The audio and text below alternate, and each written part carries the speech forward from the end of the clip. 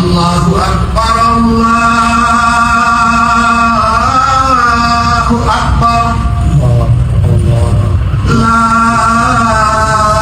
ইলাহা ইল্লাল্লাহ। বাংলাদেশ জামাত ইসলামীর বৈঠক অবস্থায় যখন নামাজে রক্ত হয়ে যায় তখন ডক্টর শফিকুর রহমান বলে এখন নামাজে রক্ত, দুনিয়ার যত কাজই থাক আগে নামাজ পড়তে হবে। যার কারণে বৈঠকটা বাদ দিয়ে তিনি আজান দিলেন এবং তিনি ইমামতি করলেন। ইমামতি করার শেষে তার পরবর্তীতে আবার সেই বৈঠকটা সম্পূর্ণভাবে শেষ করলেন। আর আপনি ইতিমধ্যে শুনতে পাচ্ছেন পৃথিবীর সবচাইতে সেরা সুরটা আমাদের এই শফিকুর রহমান দিলেন। আর এখন আমাদের বাংলাদেশের বর্তমানে এই প্রথম আমরা দেখতে পেলাম যে বৈঠক বাদ দিয়ে আগের নামাজ কায়েম করে।